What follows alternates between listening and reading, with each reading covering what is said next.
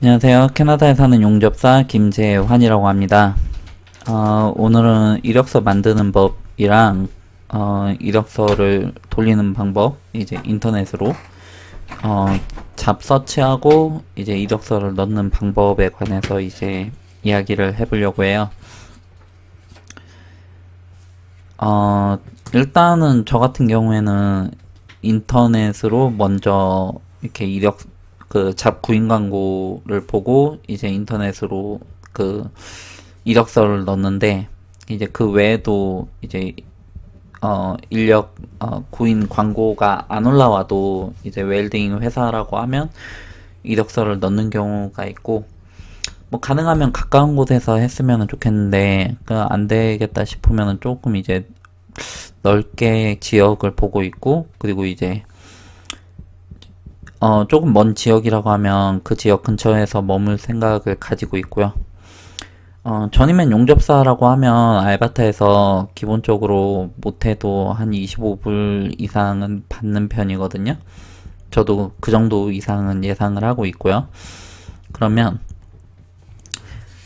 25불에 뭐 40시간, 그 40시간도 이렇게 월요일부터 금요일까지 8시간만 딱 하는 건데, 보통은 그보다는 많이 하는 편인데, 그래도 그것도 최소로 잡고 해가지고 한 40시간에 25불을 받는다라고 하면 일주일에 한 1000불 정도가 되거든요. 그 이제 1000불이면은 금액이 좀 낮은 편이라서 시급이 조금, 그 세금이 조금 낮아요. 그래서 대략적으로 한 10%를 세금으로 뗀다라고 하면 그러면 한 900불 정도가 나와요. 그러면 한 4주면은 3600불이니까 한 달이라고 하면 대략적으로 한 4000불 정도는 예상을 할 수가 있다, 이렇게 보시면 되겠습니다. 저도 그 정도를 예상을 하고 있고요. 저는 보통 유니온 쪽에서 일을 하는 편인데, 그 이제 지금 같은 시기에는 유니온의 일이 그렇게 많지가 않고 대기자가 많은 편이거든요. 그 이제 보통 8월 말부터 시작을 해가지고 점차적으로 빠져요. 이제 빠지는데, 그럼 이제 그때 돼서 이제 유니온 쪽에서 일을 할 거라서 뭐 굳이 오래 일을 할 생각은 없거든요. 그러다 보니까 시급에 상관이 없이 최대한 빨리 저를 하이어를 해줄 회사를 지금 찾고 있는 편이고요. 그렇게 했었을 때 좀 이렇게 넓게 이력서를 보내면 제 경험상으로는 뭐 그렇게 오래 기다리지 않고 일을 금방금방 잡았던 걸로 기억을 해요. 대략적으로 하루에 한 100군데 이상씩 이력서를 보낸 것 같아요. 그냥 대략적으로. 그 중에 이제 가장 먼저 연락이 오는 곳에 가면 이제 하는데, 근데 기본적으로 그쪽에서 요구를 하는 그 자격증들이랑 뭐 이런 것들은 가지고 있어야 되거든요. 그 이제 뭐 드라이버 라이센스라든지 아니면은 뭐 CSTS, 혹은 이제 뭐 저니맨 자격증이라든지 비프레셔 자격증을 요구를 하는 경우도 있고, 포크리프트 요구하는 경우도 있어요. 그 이제 그렇게 많진 않은데 기본적으로는 그렇게 보시면 되겠고, 일단 영어랑 그 운전면허증이랑 그리고 저니맨 자격증, 이게 일단은 필수적이고 기본적이고, 나머지 것들은 이제 회사마다 요구를 하는 경우도 있고 요구 안 하는 경우도 있고.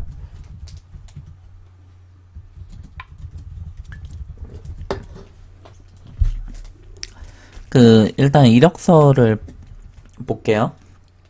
이력서를 저도 작성을 했는데 지금 보시는 것과 좀 이렇게 비슷한 양식으로 작성을 했어요. 사진이 들어가는 경우도 있는데 사진 안 들어가는 경우가 많이 있고요. 사진을 넣으면 성별을 알 수가 있잖아요. 그래서 안 넣는 거예요. 원칙적으로 성별에 관한 이야기를 안 하고 나이도 얘기를 안 해요. 그 뭐 학력 이것도 넣기는 넣는데 뭐 그것 때문에 뭐 당락이 좌우되고 뭐 이러진 않아요. 그냥 저니맨이냐 아니냐, 알바타 내의 저니맨이냐 아니면은 뭐 레드실이냐 뭐 이런 걸 따지는 거지. 뭐 네이트를 나왔네, 세이트를 나왔네, 뭐 이거에 대한 차이는 뭐 개인적으로는 있을 수가 있는데 뭐 공식적으로 거의 없다라고 보시면 돼요. 실질적으로도 아마 별로 없을 거예요. 제가 알기로는 일단 이름 있고요. 그 이제 전화번호랑 이메일 있고 그 주소가 있죠. 저는 이 주소 옆에 이제 willing to relocate라고 나는 그쪽에서 거주할 준비가 되어 있다. 뭐 이런 내용을 넣었고 캐리어 오브젝트 하면 일단 기본적으로 자기 자신의 캐리어에 관해서 이제 대략적인 내용을 넣는데 이분은 이제 이쪽 분야에 뭐 6년의 뭐 경력이 있다. 그리고 어카운팅이랑 뭐 어드미니스트레이티브 knowledge as a supervising accountant at your company. 굉장히 기본적이고 포괄적인 내용을 넣고 있어요. 프로페셔널 익스피리언스라고 이제 어떤 회사에서 어떠한 일을 했었고 어떤 얼마만큼의 기간 동안 했었다. 근데 여기서 회사들이 좀 중요하게 보는 경우는 오래 일을 했는지, 어떤 한 회사에서 오래 일을 한 경력이 있는지랑 그리고 이제 직위가 어떻게 되는지 뭐 이런 거를 보지 이렇게 세세하게 세부적인 내용들에 관해서는 보질 않아요. 보통 제가 아는 한 이분은 이렇고 그리고 이제 에듀케이션 이제 뭐 그 학력 어떻게 되는지 그리고 그 외에 뭐 자격증이랑 스킬들 이렇게 쭈르륵 넣을 수가 있고요. 레퍼런스 넣는 경우도 많이 있어요. 그 이제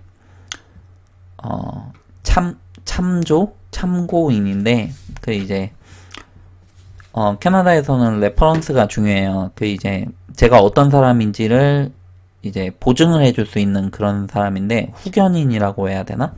그런 사람인데 보통은 이제 자신이랑 사이도 괜찮고 그리고 그 전에 이제 괜찮았던 경험이 있고 이제 자신에 대해서 이렇게 좀 잘 이야기를 해줄 수 있는 사람을 레퍼런스로 보통 넣는 편이죠.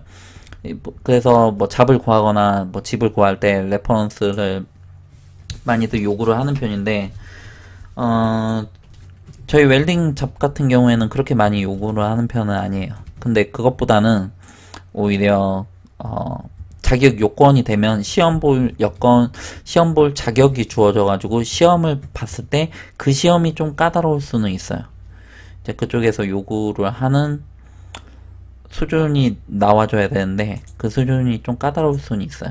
그 이제 수준이 높지가 않다. 그러면은 임금을 깎아서 쓸지 아니면은 그냥 아예 이 사람을 포기를 할지 아니면은 그 보통은 기회를 좀 더 주는 경우가 많이 있어요. 그쪽에서 사람이 필요하다라고 하면 그 실제로 일을 해보면은 어떤지가 가장 분명하니까.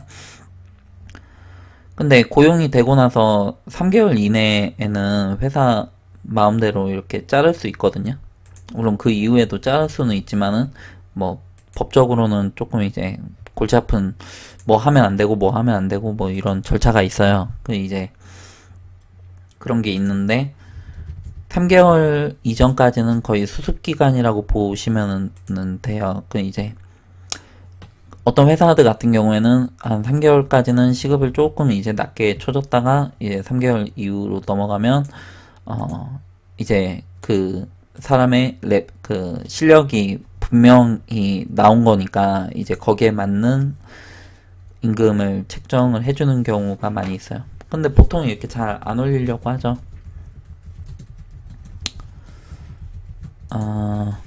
이제 이력서는 이런 형식으로 되어 있고요. 이분도 한 장으로 끝났죠. 제 이력서 같은 경우에도 한 장으로 끝나요. 그냥 그 외에 이제 익스피리언스가 뭐 여러 회사를 옮기다 보면 많이 이렇게 쌓이거든요. 이제 대충 이제 간략하게 넘기는 편이고 그 외에 커버레터가 있는데 뭐 커버레터 편지 쓰는 형식이거든요.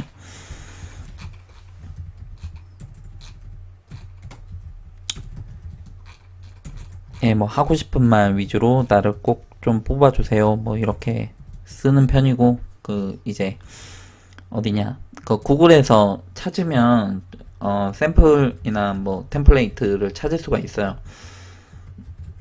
그걸 찾아서 이렇게 어느 정도 참고를 하시고 하시면 되는데, 한국에서도 캐나다로 보낼 수가 있어요. 그 이제 보내서 뭐 이메일로 연락을 받는다라든지 뭐 이럴 수도 있고요. 뭐 굳이 반드시 캐나다에 있어야 되고, 그리고 반드시 전화로만 받아야 되고 뭐 이런 거 아니거든요. 그러니까 필요하시면은 이제 한국에서, 물론 비자 문제는 해결이 돼야죠. 비자 문제는 해결이 돼야 되고 그렇게 찾으실 수가 있다.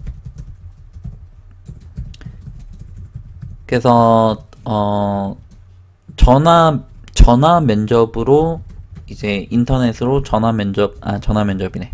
그 화상 채팅 면접을 봐서 이제 어떤 회사에 합격을 해서 이제 이쪽으로 오는 경우도 있고요.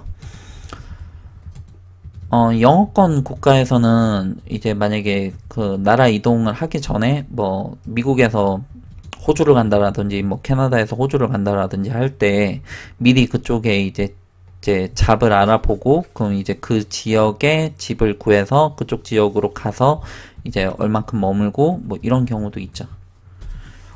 한국 분들도 뭐 이렇게 화상 그 채팅 면접이 된다라고 하면 하시면은 되고, 근데 이제 영어가 반드시 유창해야 될 필요는 없어요. 그냥 이렇게 기본적인 의사소통만 된다라고 해도, 그게 이제 직위에 따라서 다른데, 당연히 높은 직급에 시급을 많이 주는 일자리라고 한다라고 하면 유창한 영어 실력을 요구를 하겠죠. 영어를 써야 되는 일이고 뭐 이렇다라고 하면. 근데 하다못해 뭐 티몰튼이라든지 뭐 이런 데에서, 뭐 패스트푸드점 맥도날드 이런 데에서 일을 한다라고 하면 그렇지 않고도 뽑는 경우가 많이 있거든요. 그러니까 이제 버벅대면서 영어를 하는 거죠.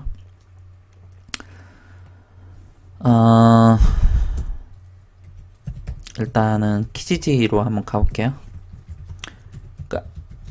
그 어디냐, 그 캐나다에서 많이 쓰는 그 벼룩시장 같은 사이트인데, 무언가 물건을 사고 팔거나 아니면 일을 구할 때도 많이 쓰거든요. 저는 웰더라고 쳤고 올 엣지의 그 알버타 지역으로 일단 찾았거든요. 저는 사스키초안이나 다른 주에도 뭐 굳이 상관이 없어요. 알버타 쪽 한 다음에 이제 사스키초안 쪽으로 가야죠. 근데 제가 지금 알버타 쪽을 넣어가지고 사스키초안 쪽을 한번 볼게요.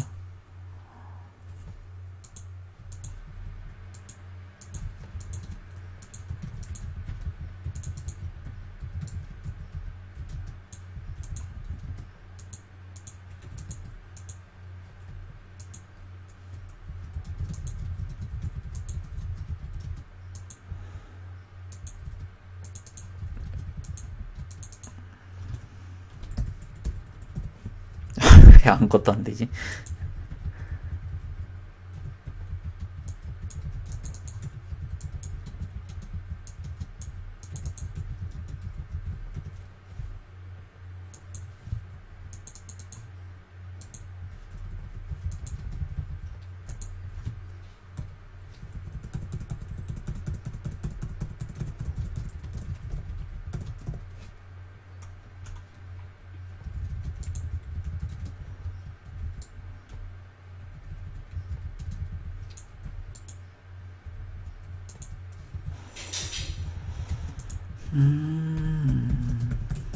뭐 직업은 웰더. 그러면 뭐 buy and sell, 뭐 cars and vehicles, 뭐 여러 가지가 있죠. 뭐 서비스를 해주는 경우도 있고, 이렇게 기계를 파는 경우가 많이 있고요. 제가 원하는 거는 잡이기 때문에 이제 잡을 보면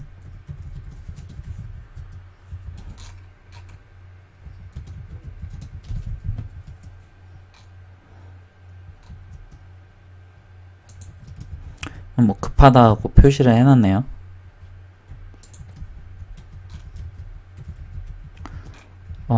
대충 이제 읽어보고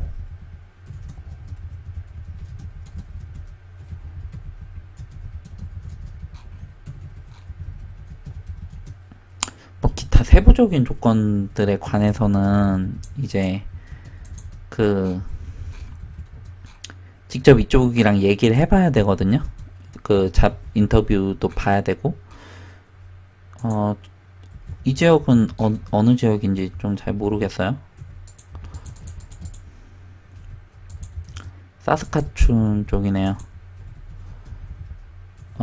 저희 집에서는 한 3시간 정도는 걸릴 것 같아요. 대략적으로 봤을 때. 더 걸리겠구나. 한 4시간? 한 4시간 정도 예상이 돼요. 사스카툰 바로 위쪽에 있네요. GTAW 있고, 뭐 GMAW, 뭐 플럭스코어도 있고. 이 안에 들어가는 내용들은 굉장히 이렇게 제네럴해요. 그래가지고 그 중에서도 이제 자신들이 원하는 쪽을 넣기는 하는데 그래도 일반적이다라고 보시면 돼요. 그 이제 그럼 그 중에서 이제 꼭 필요한 것들만 보시면 돼요.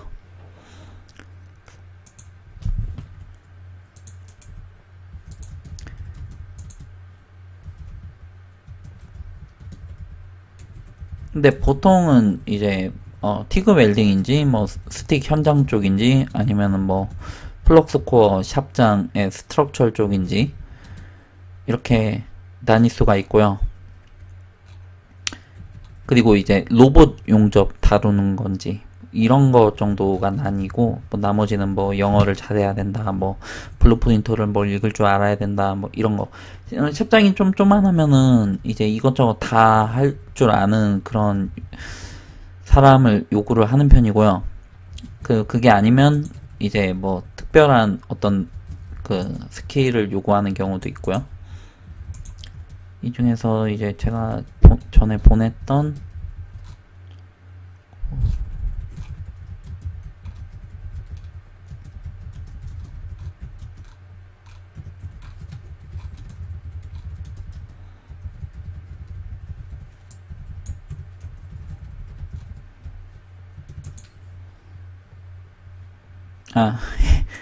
엉뚱한 데서 찾고 있었네요.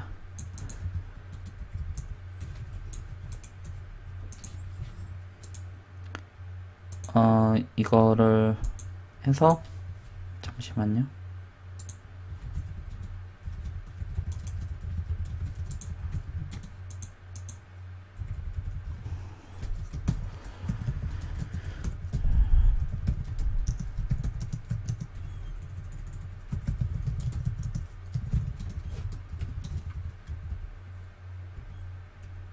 예, 그 인사말 하고, 그리고 웰딩 잡으로 이제 그 지원을 한다. 만약에 너희 쪽에서 사람이 필요하면 연락을 달라.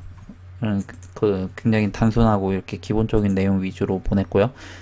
제 이메일이랑 커버 레터를 동봉을 해서 보내는 편이죠. 이렇게 하면 그렇게 오래 안 걸려요. 그냥 이렇게 붙여넣기 하고, 그리고 여기 받는 사람 이렇게 있어가지고 이쪽에서 내용 이렇게 쭉 보고, 카펜터 앤 미그웰더? 컨스트럭션 쪽인가?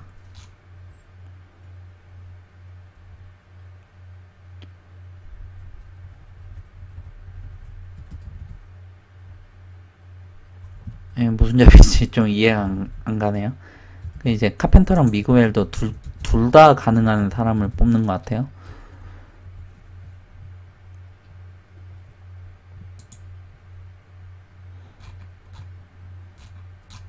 이거는 티그 웰더 쪽인 것 같아요. 그죠?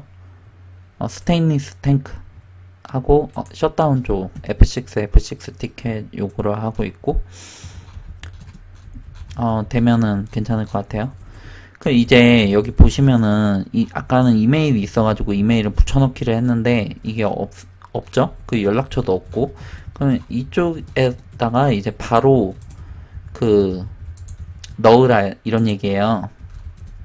그럼 여기에서도